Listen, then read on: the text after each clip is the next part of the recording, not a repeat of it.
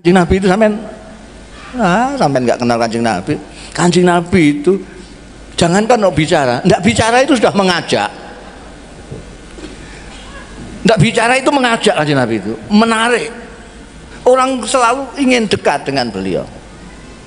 Itu saja tidak bisa mengislamkan Abu Lahab. Kanjeng Nabi yang begitu indah wajahnya, begitu indah perkataannya, begitu fasih pengendikannya semuanya, itu tidak bisa mengimankan Abu Lahab. Kok sekarang malah kamu ajak dengan membentak-bentak, dengan menjahanam-jahanamkan, meneraka-nerakakan, menista-nistakan, membid'ah-bid'ahkan, tambah lari. Orang sekarang lari. Ini orang NU harus bangkit ini. Orang NU jangan tidur aja. Jadi kita bersyukur kita ikut kiai-kiai itu. Kenapa kita bersyukur? Karena kiai-kiai itu mempunyai sanad yang muttasil. Sekarang banyak orang yang gagah-gagah mengatakan Rasulullah Shallallahu Alaihi Wasallam telah bersabda, innamal a'malu binniyat, saudara-saudara. Bahwa yang penting adalah innamalnya. Kayak Kanjeng Rasul itu tetangganya saja. Rasulullah berkata, dengar kapan kamu? Tapi sampean sendiri kan juga pernah mengatakan itu dawuhnya Rasulullah, innamal a'malu binniyat. Ya tapi kalau saya nanti dihisab saya bisa jawab, kamu kok bisa mengatakan bahwa innamal a'malu ini dawuhnya Rasulullah Shallallahu Alaihi Wasallam dari mana? Kamu 15 abad. Saya bilang, saya mendengar ini dari ayah saya, dari guru saya Kiai Bisri Mustafa, dari guru saya Kiai Ali Maksum, dari guru saya Kiai Makhrus Ali, dari guru saya Kiai Marzuki, dari guru saya Syekh Yasin Al-Fadani, dari guru saya Syekh Abdul Halim Mahmud. Tanyakan sendiri sana, udah malah. Ayah saya ditanya, guru saya ditanya dari mana kamu bisa mengatakan bahwa ini dawuhnya Rasulullah Shallallahu Alaihi Wasallam, kamu beritahukan kepada Mustafa. Beliau akan jawab, ini saya dari guru saya Syekh Umar Hamdan. Nanti Syekh Umar Hamdan ditanya dari mana, saya dari Syekh Faleh, terus sampai Amirul Mukminin Sayyidina Umar bin Khattab radhiyallahu, dari Rasulullah Shallallahu Alaihi Wasallam, dari malaikat Jibril, dari Allah Subhanahu Wa Taala. Paham sampai urutannya ini? Semua ilmu yang sampai dapat dari Kiai NU itu bisa dipertanggungjawabkan sampai yaumul hisab. Zaman seperti ini itu sangat kita bersyukur kita masih ikut Nahdlatul Ulama ya.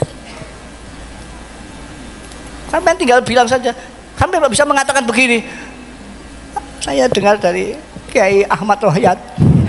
Udah biar yang ditanya beliau nanti, enak tuh. Tapi kalau sampai ditanya, kamu bisa mengatakan ini dawuhnya Rasulullah? Iya, saya dari Google. Wah, sudah repot nanti urusannya itu. Ya, kita bersyukur kita Nahdlatul Ulama Kiai. Tadi hampir saya ralat tadi, siapa namanya, NU cabang Katolik tadi mengatakan bahwa NU adalah terbesar di Indonesia. Mau saya ralat tapi dia sudah pinter diteruskan, mungkin sedunia. Ralat saya bukan mungkin, memang ini bukan mungkin Pak Jonas, bukan mungkin. Tahun 89 saya ditakdirkan ikut Gus Dur sama Kiai Sahal Mahfud mendapat undangan dari Darul Ifta. Darul Ifta itu suatu badan non departemental tapi langsung di bawah Raja Saudi. Waktu itu kepalanya adalah kepalanya Wahabi Saudi, Syekh bin Baz. Saya itu karena tulisan saya bagus, tulisan Arab saya itu bagus. Saya gelandangan suka dolan-dolan, kalau ke Jakarta mampir ke PB gitu. Betulan Kiai Sahal, Kiai Abdurrahman Wahid, Dr. Fahmi, Saifuddin, Allah yarhamhum, mereka semua sedang tidak ada. Mereka sedang bicarakan undangan dari Saudi. Wah, ini ada Gus Mus, ada Gus Mus. Saya waktu itu gelandangan biasa lah, nggak jadi apa-apa. Oh, ini ada Gus Mus, kebetulan tulisannya bagus ini. Suruh nulis balasan. Saya nulis surat balasan bahwa kita berterima kasih sudah diundang, insya Allah akan kita bicarakan, nanti kita akan datang. Itu yang nulis saya. Ketika dapat undangan dari atase agama itu bukan di bawah Deparlu sana, tapi di bawah Darul Ifta ini. Ketika datang di sana, saya diajak sama Kiai Sahal, sama Gus Dur, sama Dr. Fahmi ini. Loh, kok saya ikut ngapain?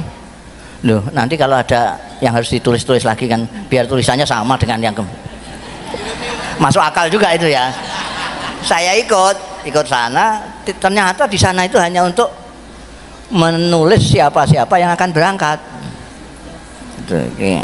Terus ditulis saja Syekh Muhammad Ahmad Sahal Mahfud, Syekh Abdurrahman Wahid, Dr. Fahmi Saifuddin Zuhri. Ini siapa ini? Saya belum jawab, saya tidak ikut-ikut. Sudah dijawab sama Gus Dur. Ini Mustafa Bisri. Jadi saya ikut ke bawah. Itu saya diterbangkan takdir itu namanya.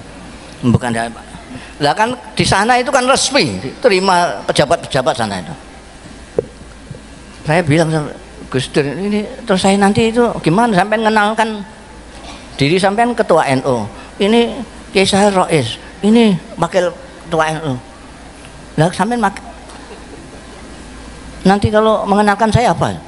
Ya kamu juru bicara gitu.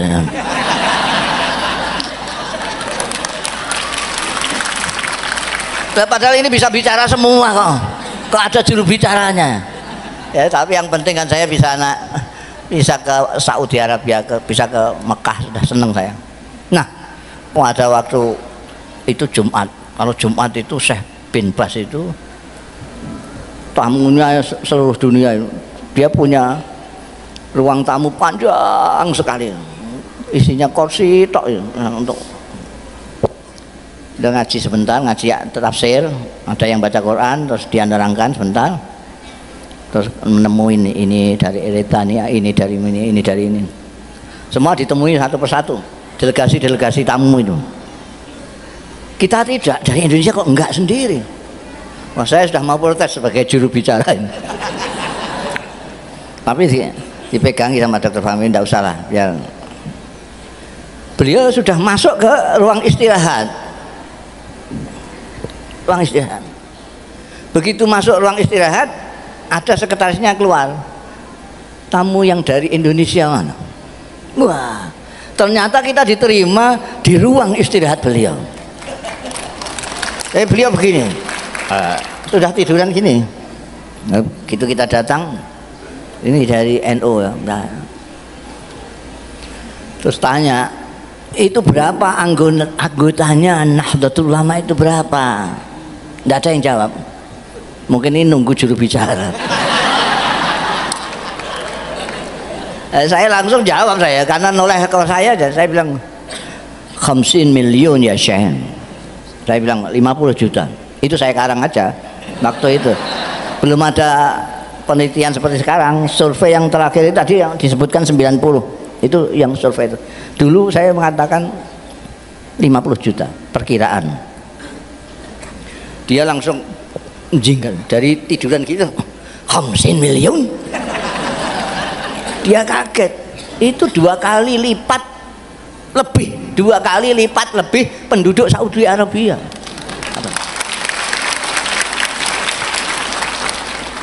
50 million. Melihat dia kaget, saya terus ndadi kok bahasa sini. Saya menjadi-jadilah gitu. Senengnya saya itu. Bal aksal min zalik ya Syekh. Malah mungkin lebih saya ngomong. Masya Allah, tabarakallah.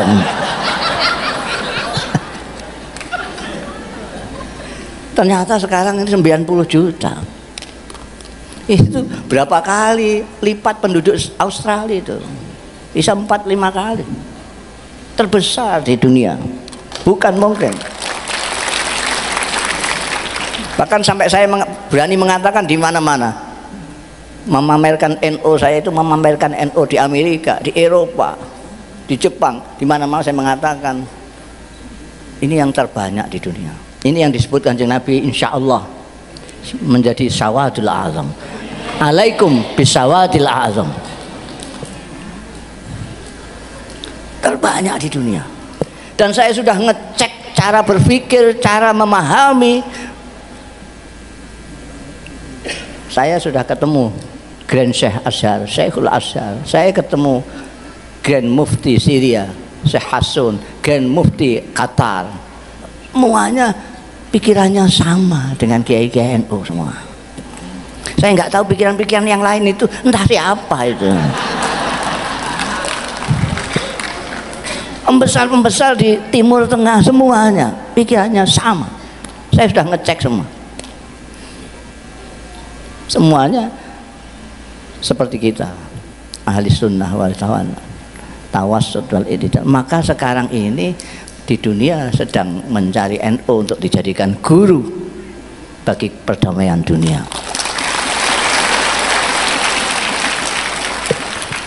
Saya yang khawatir lalu kitanya sendiri malah nggak paham. Jadi orang mau jadikan sampean guru, sampean sendiri malah cari guru kemana-mana yang nggak jelas. La ilaha illallah. Sudah sampean mantap saja sama kiai-kiai sampean NU, sudah. Itu punya jalur langsung bisa dipertanggungjawabkan ila yaumil kiamah. Kalau sampean punya ustadz lain, sampean tanya, sampean bisa nanggung saya nanti sampai yaumil hisab? Kalau iya, sampean silahkan ke sana. Kalau berani. Kalau kiai NU berani. Karena dia memang mempunyai sanad betul ke sana. Jadi kita perlu bersyukur, ini hak prerogatifnya Gusti Allah juga. Ada yang anaknya kiai tidak mau di NU, ada. Ada enggak? Ada, karena enggak dipilih sama Gusti. Jangan dikira, makanya saya minta supaya bersyukur menjadi umatnya Nabi Muhammad SAW, bersyukur jadi manusia dengan menjaga kemanusiaan, bersyukur menjadi umatnya Nabi Muhammad SAW dengan menjaga nilai-nilai dan ajarannya, menjadi NU juga menjaga ke-NU-anmu, ahli sunnah wal jamaah. Salah satu sikap dari NU makanya lain tadi kan bersemangat tadi ketua sampean itu kan NU NKRI harga mati. Kenapa begitu? Lu karena apa namanya? Sampean nggak kenal Hadratus Syekh Hasyim Asy'ari, biasanya fotonya ada ini itu yang ini. Saya itu sudah agak lama menemukan dan sudah saya terjemahkan. Saya menemukan buku karangannya seorang penulis dan wartawan Arab yang pada waktu revolusi di Indonesia dia memang di Indonesia untuk mengcover jalannya revolusi di Indonesia. Dia punya buku dan saya menemukan buku itu yang dalam terbitan Kuwait berbahasa Arab. Judulnya menarik. Judulnya itu Al-Allamah Muhammad Hasyim Asy'ari Wadi'u Labinati Istiqlali Indonesia. Itu terjemah harfiahnya adalah Maha Guru Muhammad Hasyim Asy'ari, peletak batu pertama kemerdekaan Indonesia.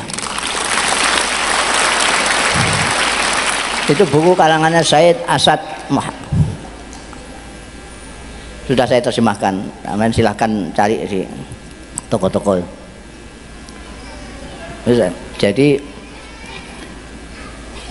ajaran dari kiai-kiai NU itu karena ikut mendirikan Nahdlatul Ulama, itu ikut mendirikan negara kita ini, maka orang NU itu saya selalu mengatakan adalah orang Indonesia yang beragama Islam, bukan orang Islam yang kebetulan di Indonesia. Orang NU itu bukan turis. Orang NU itu adalah orang Indonesia yang beragama Islam, bukan orang Islam yang kebetulan di Indonesia. Dulu ada namanya Asyari, ada namanya M-Top yang ngebom Indonesia. Mungkin masih bisa dimaklumi ya, karena dia bukan orang Indonesia.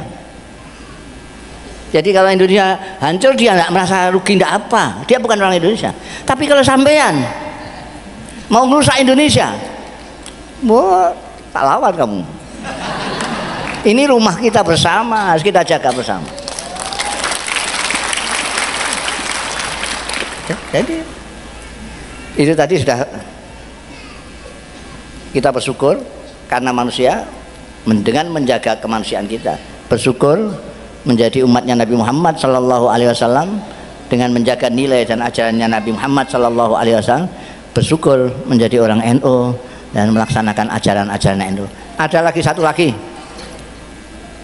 belum jam 2. Satu lagi, kita bersyukur dengan hak prerogatifnya Allah Ta'ala, kita diciptakan menjadi bangsa Indonesia, menjadi orang Indonesia. Ini anugerah, ini anugerah. Banyak sekali orang-orang asing ke Indonesia ini, banyak yang minta warga negara, banyak sekali, banyak sekali. Lah kita yang jadi warga negara Indonesia kok nggak bersyukur gimana? Sampai tak tanya sekarang ibu-ibu ini, sampean yang paling jauh pergi kemana sampean? Jakarta? Sudah pernah Jakarta ya? Bandung, sudah. Surabaya pernah? Rembang pernah? Saya itu Timur Tengah sudah, Eropa sudah. Eropa itu mulai Jerman sampai Spanyol, Amerika sudah, Jepang sudah, Korea sudah, Hong Kong sudah, Taiwan sudah, mana-mana. Setiap kali saya di negara-negara itu yang teringat adalah Indonesia. Kenapa? Kenapa? Karena di sana itu tidak seperti di sini. Di negara-negara itu kalau panas kita tidak tahan panasnya, kalau dingin tidak tahan dinginnya. Di sini paling panas kemarin itu, paling panas itu 36. Kemarin itu saya lihat ketika panas sekali itu 36 derajat. Saya di Mesir pernah mengalami 50 derajat. Semua yang saya pegang panas sekali. Kalau naik bis pegangan ini panas, ini panas. 50 derajat. Kena angin panas. Kalau di ini panas, kita berlindung di bawah pohon sudah tidak panas. Di sana berlindung di mana saja, kalau asal kena anginnya, kena udaranya panas. Saya pada waktu itu jadi mahasiswa. Kalau mau tidur, ranjang ini saya siram pakai air, set, langsung tidur. Kalau tidak langsung tidur, mengembalikan timba dulu ke kamar mandi, ini panas lagi nanti. Kalau belajar itu kitab saya masukkan ke plastik, sini pancuran saya pancurkan, ambil gini. Kalau enggak bisa belajar ya. Kalau musim dingin, itu di sini paling dingin itu 20-26 derajat. Itu pada waktu saya di Jerman itu 6 derajat di bawah 0. Itu masih 6 derajat, ada yang 20 di bawah 0 segala macam. Ini sudah keluar darah, selimutan itu keluar, jarinya sedikit gitu. Oh ini udah gemetaran sendirian. Di sini Allah. Saya di Mesir itu sama kawan-kawan nyewa lapangan sepak bola itu mahal sekali, hanya untuk seminggu sekali. Itu pun seringkali prei tidak boleh dipakai latihan sepak bola. Alasannya karena rumputnya sedang disirami. Di sini ini rumput malah ditebangin. Di sana rumput disirami. Di Indonesia ini akar itu bisa dibuat getuk. Tahu getuk? Akar bisa dibuat getuk.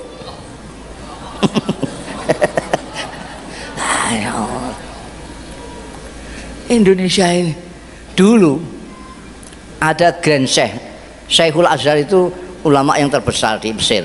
Di bawahnya ini ada mufti.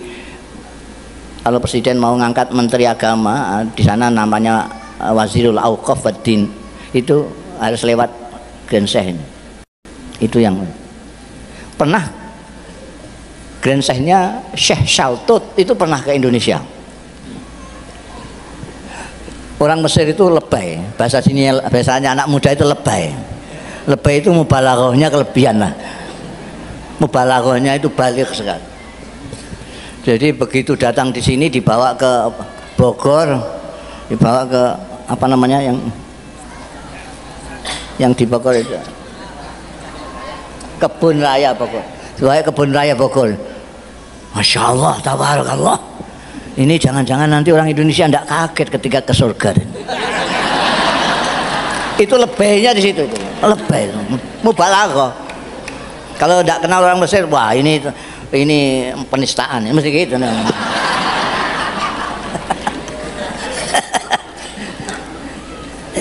Masya Allah. Hadhihi qit'atun minal jannah. Indonesia hiya qit'atun minal jannah. Indonesia adalah sekelumit pecahan dari surga. Syekh Shaltut dari alamnya, dari udaranya, dari orang-orangnya. Dulu itu terkenal sekali orang Indonesia itu, di mana-mana dihormati karena apa? Karena keramah tamahannya. Di Indonesia tidak kenal itu menegur kok. Dari mana Bu? Enggak kenal tapi negur. Di mana-mana tidak ada, di kita ini negur. Sampai di Magelang sana itu, wah sudah dihampirkan, hampir. Nggak tahu belakangan ini kenapa. Kalau bahasa Jawanya kesambet di sini ya. Entah kesambet apa itu. Sekarang kok tiba-tiba menjadi sangar begini orang Indonesia. Beragama saja itu, ya Allah, NU itu ikut Kanjeng Nabi mengajarkan Islam yang ramah.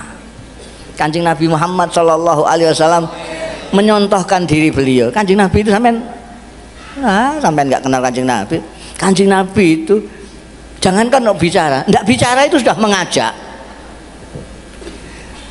Nggak bicara itu mengajak Kanjeng Nabi itu, menarik. Orang selalu ingin dekat dengan beliau. Itu saja tidak bisa mengislamkan Abu Lahab. Kanjeng Nabi yang begitu indah wajahnya, begitu indah perkataannya, begitu fasih pengendikannya semuanya, itu tidak bisa mengimankan Abu Lahab. Kok sekarang malah kamu ajak dengan membentak-bentak, dengan menjahanam-jahanamkan, meneraka-nerakakan, menista-nistakan, membid'ah-bid'ahkan, tambah lari. Orang sekarang lari. Ini orang NU harus bangkit ini. Orang NU jangan tidur aja.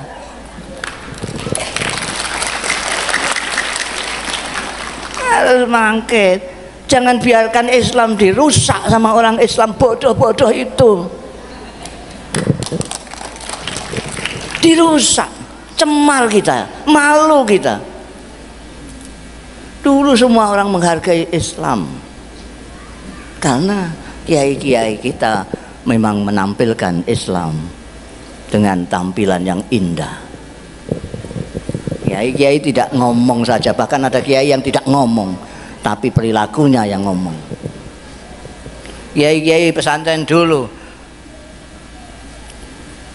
punya kasih sayang kepada umat. Itu tadi saya katakan, yang zuruna ilal ummah bi ainir rahmah. Karena kasih sayangnya kepada umat, tidak tahannya melihat umatnya itu kesasar-sasar, beliau itu membantu mereka membacakan Al-Quran, memahami Al-Quran, kemudian mengamalkan Al-Quran supaya terlihat oleh umatnya yang awam yang tidak baca Quran ini. Oh begitu itu Quran ini. Maka ini sekarang saya anjurkan kepada kiai-kiai NU itu yang baca Quran, tolonglah yang tidak sempat-sempat baca Quran itu biar belajar perilaku Quran dari Anda sekalian. Yang ngerti Quran, yang kenal Kanjeng Rasul Shallallahu Alaihi Wasallam, perlihatkanlah perilakunya Rasulullah. Jangan mulutnya saja indah-indah menyebutkan Kanjeng Rasul, tapi kelakuannya seperti Abu Jahal. Ini malah membingungkan orang ini. Mulutnya kok seperti Kanjeng Nabi, perilakunya kok seperti Abu Jahal, dan bingung orang. Kalau tidak ya diam saja. Itu ngaco itu. Gurur karena banyak followernya. Karena banyak yang ikut, dia merasa benar. Itu salah. Benar dan salah itu bukan karena banyaknya pengikut, tapi nalar atau tidak. Ibu-ibu, bapak sekalian, sudah jam 1:30. Jadi tadi bersyukur, sudah tadi bersyukur semua ya, bersyukur. Kita itu ya Allah, sampai coba sampai keluar sedikit lah ke Singapura kemana, lihat Indonesia, lihat Indonesia, luar biasa, luar biasa. Ada negeri kok seperti ini, orangnya berbeda-beda semua. Saya itu tidak bisa bahasa Sunda, sampai tidak bisa bahasa Jawa, tapi kita bisa komunikasi. Kita bisa komunikasi dengan baik. Di sana ada orang Batak, di sana ada orang Madura, di sana ada orang Bugis, macam-macam. Kita bisa komunikasi dengan mereka. Sampai datang agak ke situ sebentar, ke Filipina. Filipina itu seperti kita, banyak suku-suku, banyak etnis ini. Tapi bahasa Tagalog yang ingin dijadikan bahasa nasional itu belum jalan sampai sekarang. Sehingga dari kampung ke kampung orang tidak bisa komunikasi karena bahasanya lain. Kita kok nggak bersyukur gimana? Sekian ribu pulau-pulau, sekian banyaknya etnis, kita masih bisa berhubungan. Makanya NU pada waktu zaman Rais Am Kiai Ahmad Siddiq melanjutkan dari pendahulu-pendahulunya, merumuskan, sebetulnya sudah ada cuma dirumuskan saja. Ada rumusan khitoh, ada rumusan ukhuwah nahdiyah, ukhuwah islamiyah, ukhuwah watoniyah, ukhuwah basyariyah atau ukhuwah insan. Ini berurutan. Kalau sampean ukhuwah nahdiyah saja tidak bisa. Ya tidak bisa, ukhuwah islamiyah nggak bisa. Ukhuwah nahdiyah aja nggak bisa kok. Kalau ukhuwah nahdiyah saja nggak bisa, ukhuwah islamiyah. Kalau ukhuwah islamiyah saja tidak bisa, bagaimana ukhuwah watoniyah? Kalau ukhuwah watoniyah tidak bisa, bagaimana mau ukhuwah insaniyah, basyariyah? Tidak bisa. Itu tingkat yang paling tinggi. Dulu itu NU, yainya bisa semua. Sisa-sisanya Laskar Pajang itu, Gus Dur itu tidak ada. Semuanya persaudaraannya manusia. Itu yang tertinggi. Kullukum min Adam, ma Adam min turab. Persaudaraan itu bisa dilaksanakan kalau bisa melewati ini. Persaudaraan Nahdiyah sudah, persaudaraan Islamiyah sudah, persaudaraan Watoniyah sudah, persaudaraan kemanusiaan. Kita manusia. Yang terakhir karena sudah 1:30. Jadi apa namanya, tetaplah antap saja Anda di NU Nahdlatul Ulama.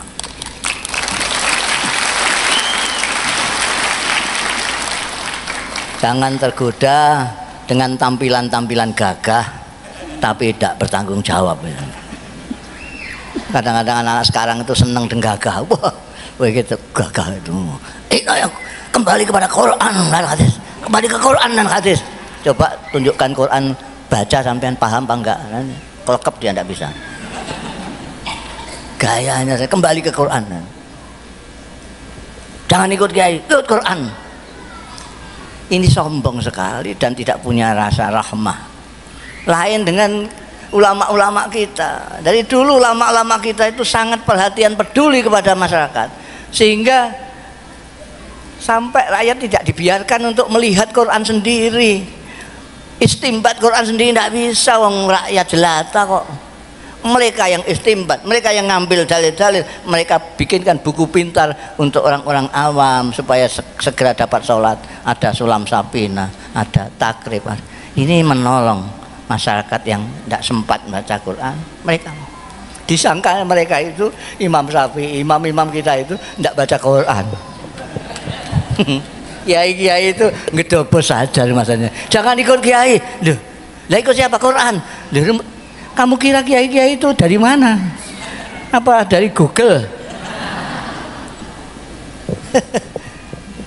Jadi itu tetaplah sampean ya, mantap saja dari ikut kiai-kiai NU. Nanti kalau ditanya sana rombongan NU gitu saja sudah beres. Sudah. Demikian yang bisa saya sampaikan, apa namanya, untuk ibu-ibu bapak sekalian. Ingat tadi itu, bersyukur tadi itu pertama. Kedua, di samping bersyukur jangan berlebih-lebihan. Ingat-ingat, jangan berlebihan. Kenapa masyarakat kita menjadi tidak manusia? Terus ada yang jadi cebong, ada yang jadi kampret, karena berlebih-lebihan. Keterlaluan berlebih-lebihannya itu sampai dibalik oleh Allah, tidak jadi manusia, jadi kampret sama cebong. Kenapa? Berkali-kali takbir, berkali-kali mengatakan Allah itu maha besar, tapi tidak tahu besarnya Tuhan seberapa. Nah, kalau Tuhan kok dibawa ke pilkada, itu kan tidak ngerti gedene Gusti Allah itu. Gedene Gusti Allah seberapa? Kamu kira seberapa Gusti Allah kamu ajak ke TPS itu? Oke, sekarang ini ada kiai banyak kok saya.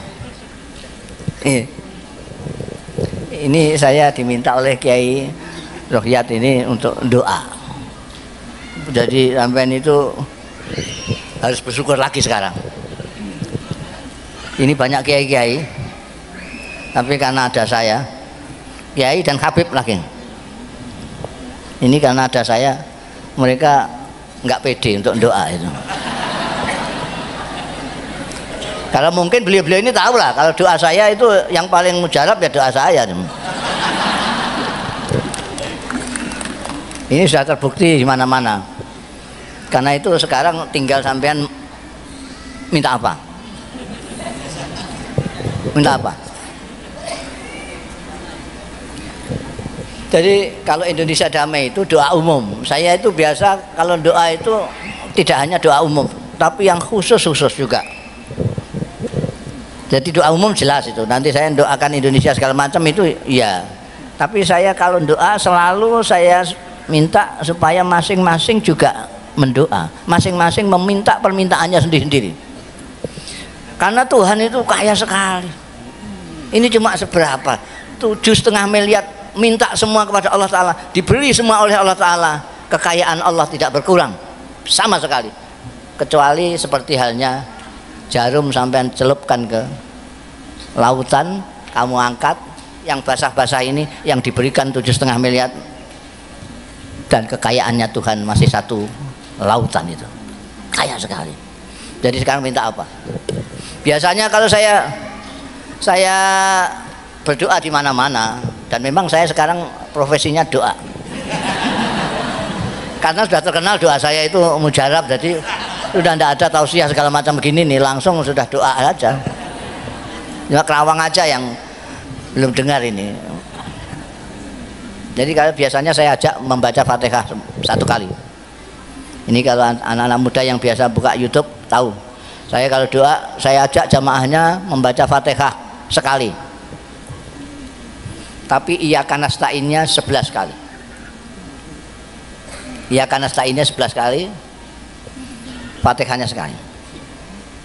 Dalam Anda sekalian baca Iyyaka nasta'in 11 kali itu sambil di sini apa bahasa Indonesianya ngerentek no. Di sini ngerentek bahasa Jawa, di sini ini dianukan. Anda memohon kepada Tuhan dalam hati ketika membaca Iyyaka nasta'in itu. Iyyaka nasta'in, ya Allah, saya punya utang 5 juta. Mudah-mudahan segera lunas. Iyyaka nasta'in. Iyyaka nasta'in, ya Allah, saya kepengen punya rumah sendiri. Ini bertahun-tahun ikut mertua saja. Iyyaka nasta'in, ya Allah, saya ingin buka warung, mudah-mudahan warung saya laris. Itu Iyyaka nasta'in sambil permintaannya masing-masing.